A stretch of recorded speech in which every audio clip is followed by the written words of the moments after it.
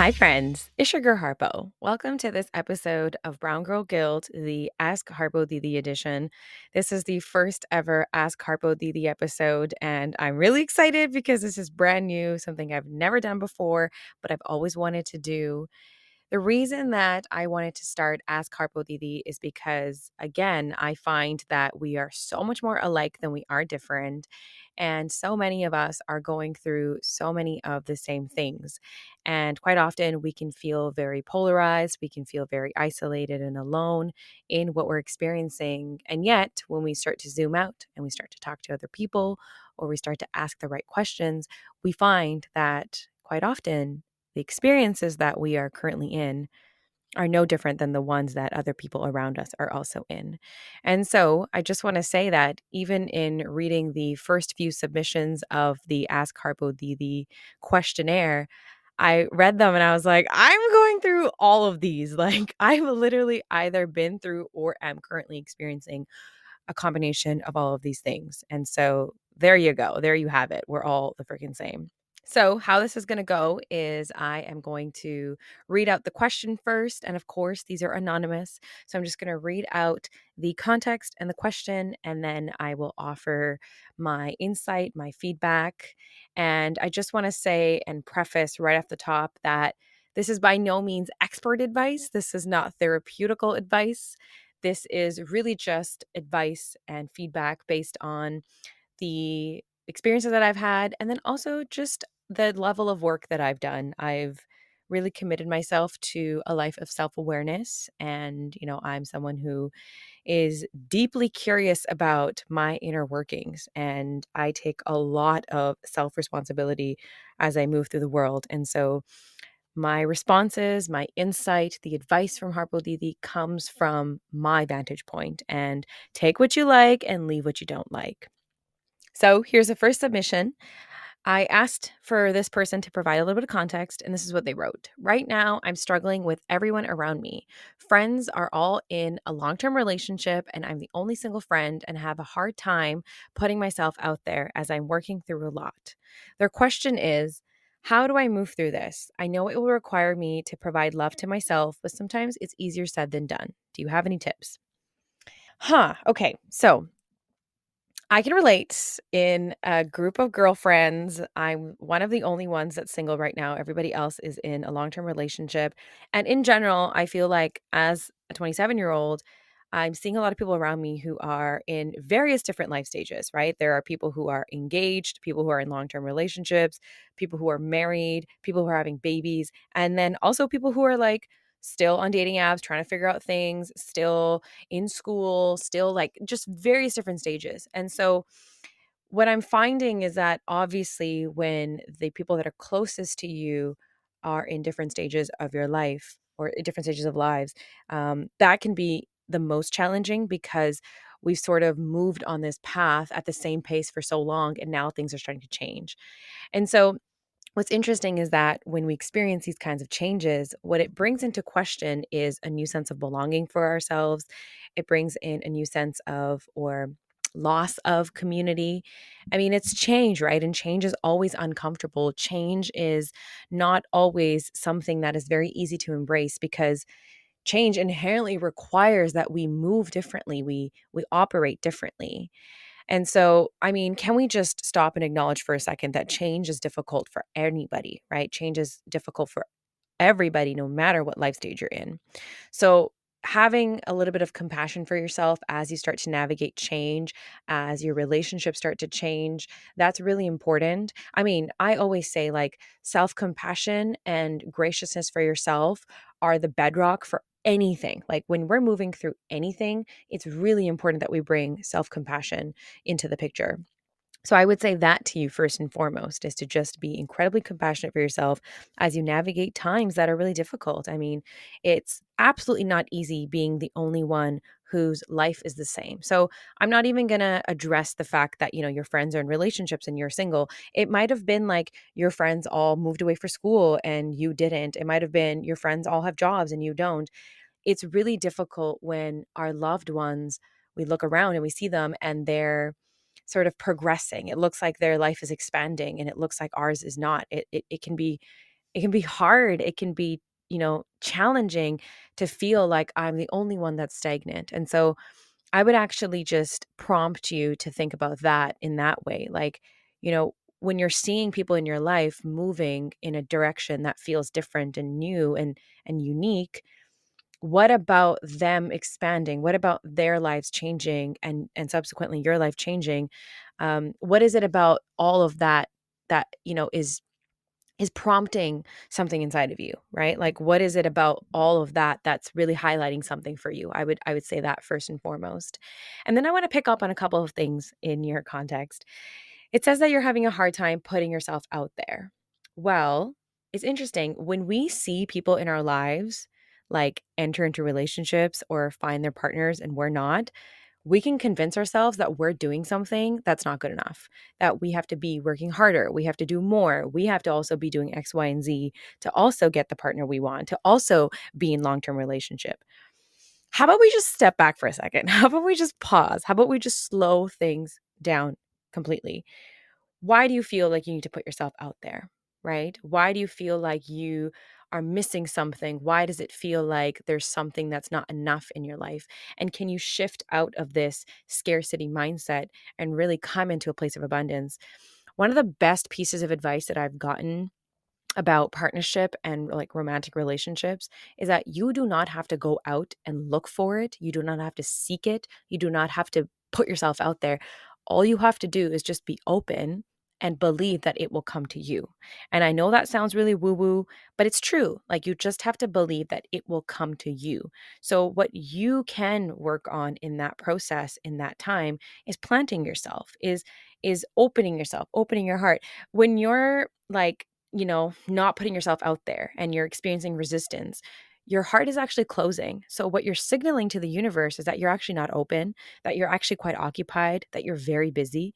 But when you are open and when you are in flow and you're confident and you're just planted, like imagine a tree, right? Trees are just planted in the ground and then they just grow and seasons change around them, life happens around them, you know like, they're not moving, they're not shaking. Yeah, maybe their leaves are moving, their branches are moving, but their roots are firmly planted until something catastrophic happens. I mean, of course, when something catastrophic happens, trees fall in the forest as well. But can you just remain planted? Can you just remain open and focus on it coming to you versus you going out there now because everybody in your life has a partner, right? Everybody in your life is moving forward. Instead of measuring yourself up against the hustle or the standard of somebody else's life, could you just pause? Could you just really come back, right? And then the other thing I would say is like, quite often when we are in this resistant, scarce place, it's because we're afraid of something, right? We're afraid of something. I often find myself asking, Harpo, what are you denying? What are you avoiding? So, I mean, we will create all this chaos, all this trouble in our life because we're avoiding something, right? So I would ask you, what are you afraid of? Are you afraid of being alone forever? Are you afraid of not finding somebody? Are you afraid of everybody else moving into different chapters in their lives in leaps and bounds and you staying the same? Is that what you're afraid of? And what would it look like if you were to just be honest about that fear? What would it look like if you were to just confront that fear head on instead of it like leading you, instead of it dominating you? What if you were to just call out the fear, drag it out of the shadows, and be like, oh, there it is. That's what I'm afraid of. Right. So how can you shift through that? The other thing that I want to pick up from the context is you said that you're working through a lot. So you're working through a lot, right? There's a lot happening inside your body, inside your mind, in your life. Relationships are changing, dynamics are changing. You're experiencing probably a level of self-judgment, self-shame. You might be being a little bit more critical and harsh about yourself. So you're working through a lot. Now, I don't know about you, but that doesn't sound like the place from which you want to explore a new relationship anyway. That doesn't sound like a stable, grounded, open, loving place from which you build partnership from anyway, right? That's not to say that you are not deserving, but it just means that there's a lot going on. And to add something else into the mix would probably be very detrimental to you. It actually probably wouldn't be good for you. This happened to me recently when I was shifting into becoming executive director at the organization that I work at. I knew that my life was about to change. My workload was going to change. And also, simultaneously, my relationships were going to change. And so, what I did was I just paused. I just focused on my transition and focused on what it was bringing up for me in my body, in my mind, in my life, in my heart. And I just didn't date. I just took a break because I knew that adding a romantic partner into the mix at the time would not be good for me. And so I just took some time. So, my offering to you is, what if you just gave yourself time and space and rest? What if you just paused and took some time back? The other thing that I want to end off on for this question is, it sounds like you're experiencing a level of loneliness. And the reason I say this is because when I read this, I saw myself a lot in this. And I thought, wow, yeah, the reason I relate to it also is because, I've had this experience a couple of times in my life, and I always feel really lonely when that happens. And one of my favorite definitions of loneliness is from my favorite author, Brene Brown. She basically defines loneliness as when you're lacking meaningful connection. When there's a lack of meaningful connection in your life, you experience loneliness.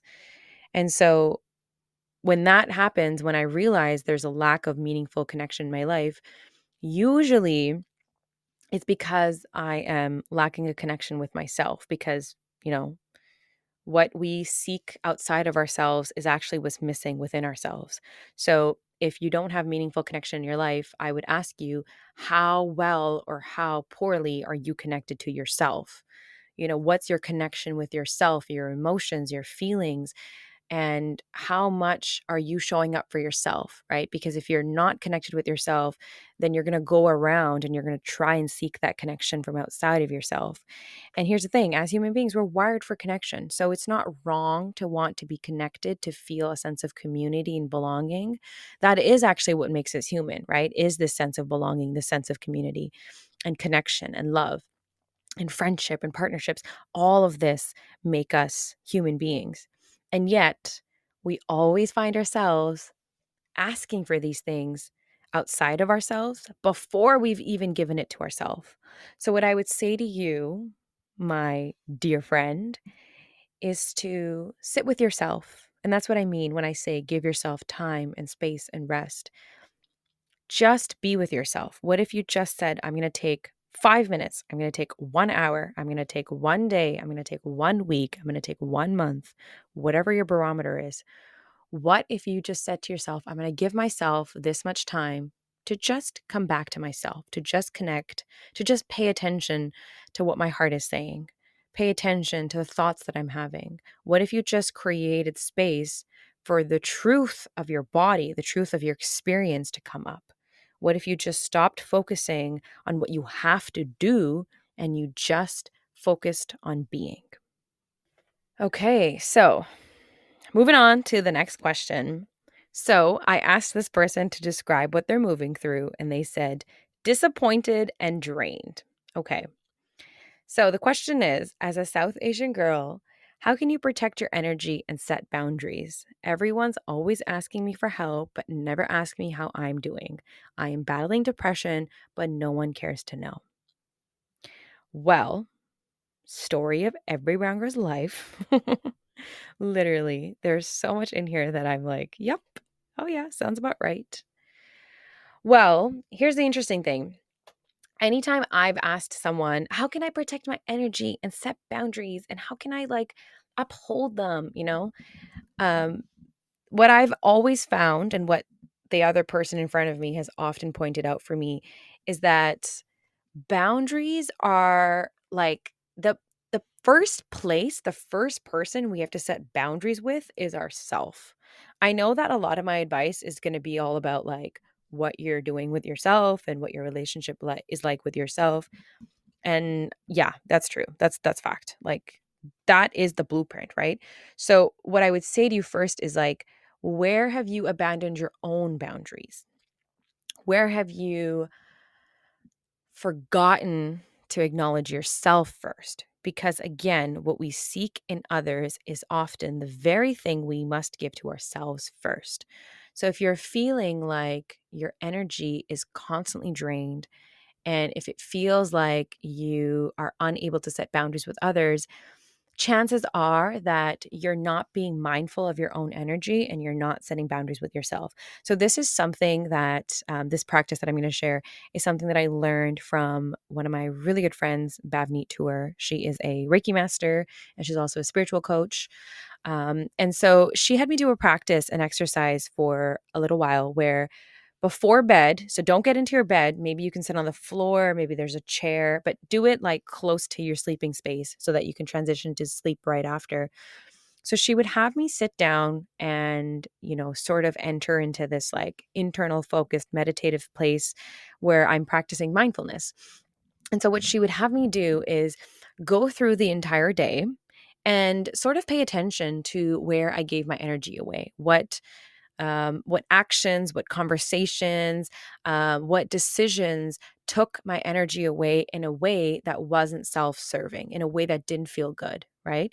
And you just pay attention and you think, okay, I went to go see that person and I didn't want to. That was an energy drain. Somebody texted me and I didn't want to respond to them, but I did. Okay, that was an energy drain. Somebody said something to me and instead of ignoring it, I leaned in and I had a fight with them. Okay, that was an energy drain. And then what you do is you pay attention to your body and you pay attention to where in your body you're feeling tired, you're feeling overwhelmed, you're feeling stressed out, and just acknowledging, okay, like this is how my body is feeling after having given away that much of my energy. And then what she would ask me to do is imagine like a magic eraser basically going up all over my body, right? Like every square inch of my body, just this magic eraser going up, and then deeply exhaling, and then thinking to myself, okay, I did what I did today. It happened. But now I have awareness of it. I'm mindful of it. And now tomorrow I can practice doing differently. And so here's the thing, if we don't sit down and we don't pay attention to where in our day we gave our energy away, you will continue to repeat it again and again because you're doing it without awareness. But it's our responsibility to have awareness around where we're giving our energy away, right? So quite often we can get upset at other people for stepping over our boundaries, taking away our energy. But here's the thing, nobody can step over your boundary and no one can take your energy away without your permission, without your acceptance, without your defeat, right? So like you cannot let people do that to you. And quite often nobody can do that. Nobody can actually do that to you unless you're giving them permission, right? So other ways to honor your energy and to set boundaries and then protect them is by having a lot more alone time. So really creating space in your life, in your schedule, in your calendar to spend time alone. And solitude is just, it's such a good practice because what it does is it creates a lot of space in your life for you to reflect. It creates space in your life for you to fill your cup. So I would say alone time, and then saying no is really important as well. So quite often we're not taught to say no, right? We're taught to consistently say yes to everything and anything, and saying yes to things that we don't have the capacity for, we don't have the interest or availability for, can be incredibly draining. And actually, it's showing ourselves that saying yes to this person, to this thing, to this opportunity is far more important than your own boundaries, far more important than your own comfort. So saying no more is really important. And lastly, what I noticed in your question is that no one ever asks me how I'm doing. I'm going through this and I'm going through that, but no one cares to know. Well, here's a little reality check. A lot of times our disappointment comes from our own expectations. So it doesn't come from the reality of people, right? People always tell on themselves, is what I say. We always know what someone is willing to give to us and not willing to give to us, and what they're capable and able to give to us versus what they're not, right? So if there's someone in your life that like just cannot show up for you, like does not know how to show up for you, and they've given you enough evidence, that's not disappointing to you any more than your expectations. It's actually our expectations of people that that let us down, that disappoint us, that make us feel drained, that make us feel upset. That's what we're usually grieving. So that's not to say that you shouldn't have expectations of your loved ones, but can you check in with your expectations? Are your expectations really high of people? And are actually are the expectations that you have for yourself really high? Because if you have really high expectations for yourself, then your expectations for everybody else are always going to be incredibly high. They're just going to be enormously high. So what I would say is let go of expectations. Like just become incredibly real and realistic about your expectations of other people, and can you start to drop expectations altogether for people who have given you enough evidence that they can't, that they just absolutely cannot give to you what you're wanting, what you're seeking, right? And so, really, what I would say is if you're going through depression, your number one priority in your life should be taking care of yourself, taking care of your depression. Your energy should go in like almost entirely into serving yourself, into healing yourself, into working through the depression in ways that is soothing and healing and nurturing and caring and compassionate for yourself. I would say that any energy that's spent on anybody else, barring loved ones, right? Barring people that you have entered into a reciprocal, loving, grounded relationship with, all of your energy should actually be going to you, honey. Like that's what I think. That's really what I think. So that's what I think about that one. Moving on. Okay, so this one is a little wild, and I think a lot of us can relate to this. Holy cow. So, describe what you're moving through. I want to cut my cousin out of my life, but my parents continue to enable his behavior. Spicy one. Okay, what is your question? Hey, Harpo Didi. I have an older cousin who is a bully. He's extremely toxic to be around. No one in my family or extended family has a nice thing to say about him, but everyone just lets him be terrible all the time with no accountability. Recently, he blew up at me and my brother in a public setting, swearing at us and freaking out, and he did it all in front of his 6-year-old daughter. My brother and I have dealt with his constant bullying and bad behavior our whole lives, but after this incident, we want to cut him out and don't want him to be allowed in our home. We told our parents how we felt, and they acknowledged that he can't treat us this way, but they are very against banning him from our home. They keep saying he's family and refuse to cut him off. I want advice on how to deal with the situation when my parents aren't any help. For context, I'm 23, my brother is 26, and my cousin is 42. This is one of my favorite kinds of things to work through because this requires having the most open heart. It requires the most love. It requires the most integrity and wholeness. Like this kind of dilemma is so juicy. So here's what I think. First and foremost, this is like just start to finish. This is how I'm going to start. The fact that your 42-year-old cousin has been a bully for a very long time and was swearing and freaking out in front of his 6-year-old daughter at cousins who are half of his age. So I just want you, listener, for a moment to imagine yourself doing this. Would you ever do this? Would you ever do that to anybody? Would you ever freak out, swear? Would you ever be a bully? Would you ever pick on someone that was half your age? Would you ever do this in front of like your hypothetical 6-year-old daughter? I'm going to pause for effect here for a second. If the answer is no, that's incredibly important, okay? It's incredibly important. So hold on to that for a second. And if your answer is, I might not do it in that severity, but yeah, I mean, I have made mistakes before too. I've done X, Y, and Z before too. That's also poignant. So let's go to that one first. So here's the thing. We all make mistakes. We all have the capacity to hurt people. We all have the capacity to be incredibly nasty and mean and rude and hurtful and be bullies. Okay. We all have the capacity to do that. Typically, we do that because we are going through some real tough, hard shit. Here's what I always think. At the core of us as human beings, in our essence, we are pure, loving, kind human beings. We falter from that when we've experienced a deep level of pain, when we've experienced some form of rejection or hurt.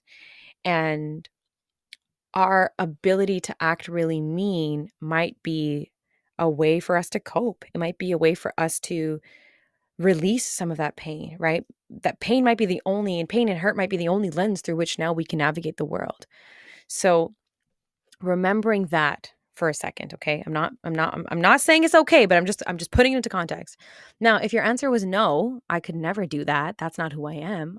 There's no world in which I can imagine myself doing that. Can you think about why? Like, what are the circumstances of your life that have made you not to be this way, right? What are the choices that you've made? Who are you as a person? What are your values?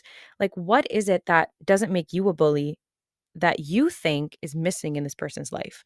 It might be that they don't have, um, very healthy coping mechanisms. They might not have a lot of love in their life. They might not have a sense of belonging in community. They might not have loved ones that can call them in and say, hey, you're acting this way or that way, Because to me, losing your shit in front of your 6-year-old daughter is really bad. Like, that's bad, right? Like, this person has obviously gone to the far extreme of, you know, like a lack of love. Like, it's deeply unloving, right? Because, you know, that's his daughter, that's his blood. Like, that's who he's a role model for. And if he's completely disconnected even from like his actions in front of his like mini me, he's probably in a very hard spot. Okay.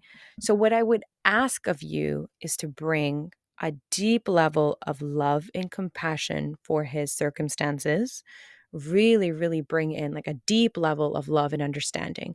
Because here's the thing, the more time we spend in fear, the more time we spend in hate and negativity, the larger it grows, right? Because then we're bringing that energy into ourselves, right? So if your cousin is a bully and he's hard to be around and he's terrible and he's this and he's that, if you sit there and you focus on all of those things about him, you are giving space for that to grow in your own heart. That's the seed that you're planting in your own body. But if you were to focus on having understanding, compassion, and love for him, right? If you could just find it within some level of well inside of you, that's the seed that you're planting in yourself. So you're actually remaining true to your center, you're remaining true to your essence, to the middle part of you.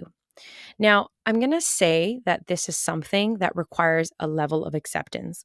So quite often when we think of acceptance, we think, okay, I'm accepting this behavior, therefore I'm condoning it. Actually, that's not my definition of acceptance. Acceptance to me is that without any resistance, I have embraced that this is the truth. I have accepted the reality of the situation. That to me is acceptance. So, can you accept that your cousin is a bully and that he's not good for you and that he's not coming from a place of love, but he's coming from a place of pain and hurt, and that he's coming from a place of like a deep disconnect from his true essence? Can you accept that, right? Because when we enter into a place of compassion and understanding and we can send people love, in my experience, the problem actually goes away. Like, in our heart, we just move on from it. We're able to detach, we're able to let go, we're able to move beyond it. And the thing that I'm noticing in your question is that it sounds like you and your brother have made a very strong decision about where you both stand. And I want to say congratulations to you, because what you've done is you've basically taken the actions of your cousin, held them up against your own values, and decided these don't align. Therefore, we're done, right? I've accepted that these do not align. These two things don't align, and I'm going to move forward now. So that's a huge cause for celebration, because so often we are wired to people please. We are wired to accept subpar behavior that is not aligned with our values, right? So interestingly, you might notice I'm not referring to it as like shitty behavior, wrong behavior. I just think it's behavior that's deeply disconnected from our true essence as a human being. So you've just decided that it's not aligned with your values and you've let go from it. Now, where it gets tricky, obviously, is that you've decided that you don't want this person to come to your house, but your parents are the ones who seem really stuck. It seems like your parents are the ones who don't necessarily want to lean in to the decision that you and your brother have made. And that can be quite difficult. I know that anytime that I have made a decision that my parents haven't really honored, um, I have felt really abandoned by my parents. I've felt quite disappointed. I've felt really challenged and stuck, and I've experienced a lot of resistance. I've just felt deeply unloved because I've always thought to myself, if you loved me, you would stand with me on this one. And you start to cut more and more people out of your life, and you go through this often, you start to realize the experience that you have with someone might not be the same experience that your parents do. And we might think, oh, I just want my parents to love me unconditionally and honor my decisions and stand with me. The reality is that the definition of like family and camaraderie and community and belonging is so different for us sometimes than our parents, right?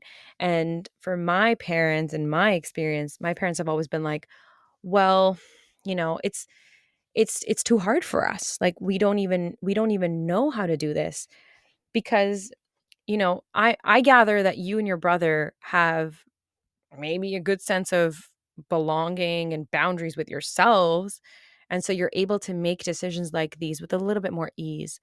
But can you also extend compassion to your parents and think, okay, like maybe their understanding of boundaries with self isn't as tough, isn't as strong, and so therefore they actually can't make this boundary with somebody else, right? The other thing that I feel like comes up for me is like if I'm okay, if I've made my decision and I feel really solid and rooted in it, I actually don't need to convince other people of it. And the interesting thing is like I don't know about you, but I live in my parents' home, right? So it's kind of their rules. It's really their jurisdiction. And so sometimes I find that asking them to participate in my decisions, participate in my values and the principles that I want to live my life by is really challenging. And oftentimes I have felt really disconnected from them because of it. I have felt really challenged. And so I can share an anecdote. So, one time we had a bunch of family come over to our house, and this was at a time that I was feeling deeply disconnected from these family members. I felt unloved. I felt disrespected. I felt really disconnected from them. And as soon as they left, I just started to cry. I just started to bawl. I was just so deeply uncomfortable during that entire exchange that as soon as they left, I just started to cry. And my parents said, "What's going on? Like, why are you crying?" And I said, "I just really don't feel comfortable around them. I don't feel safe around them. I feel disrespected. I don't feel loved. I just feel deeply disconnected. And I felt incredibly isolated in my own home amongst my own parents and siblings today." And I think my parents didn't understand the severity of the disconnect between me and these family members, right? And so I think telling them, like, not out of anger, but really telling them from this, like, super vulnerable place, like a very honest place of exactly what was going on, they finally understood. They finally got it. And that didn't mean that they stopped inviting these people, right? These people, these family members, they still come over, they still come around. Um, but now my parents understand why I don't go over and I don't go around. My parents understand why I stay in my room and I don't come down. My parents understand why I make plans to go out when, I could be at home. So my parents have stopped forcing me to live by their principles, because they understand that they can't live by my principles. And that's also like another part of this is like we want people to abide by what we think is right, but we usually don't want to abide by what they think is right, so we're in this like weird mirroring game where we're like, you're not doing what I want to do, so I'm not going to do what you want to do. Well, then we're both canceling each other out, right? So I think like bringing a deep level of love, compassion, and acceptance for all people involved, including yourself, is very important. Like if you were to find love for your cousin, if you were to find love for your parents, and then find love for yourself, that would be key. And I can already hear my therapist in my head. She always says to me, Harpo, things are not always black and white, things can't be either or. And anytime we catch ourselves thinking in dualities, thinking in binaries, you've already lost the vision, you've already lost the scope for love. And so this is what I would say to you to end off is there is no correct answer. There is no, this is how you do it or that is how you do it. I think the answer to all of it is love, to bring yourself out of a place of fear, to bring yourself out of a place of hate and resistance, and to bring yourself into a place of love. That doesn't mean that we accept behavior that is different than our values. Actually, coming from a place of love means that we are strengthening our values. We are locking into our values. We are deeply grounded and hooked and anchored into our values. So that's my what my offering is to you and your brother is to really bring love into the situation. Don't bring more hate, don't bring any more anger, don't bring any more resentment or resistance. Just let go. Just let it go. And I think that, the decision that you both have made to really remove this person out of your life, I mean, we can't hope that this would, ignite some level of change. But also, I think what we have to remind ourselves is that this is the path that this person has chosen, and we always have to bear the consequences of who we wish to be. I learned that from Audre Lorde. You have to be willing to bear the consequences of who you wish to be. And so, the consequences of who you wish to be might be that you don't fuck with your cousin anymore, but he still comes around. And maybe that means your parents do come around, don't come around. But what it means is that you get to celebrate that you chose your values over people pleasing and what you're supposed to do.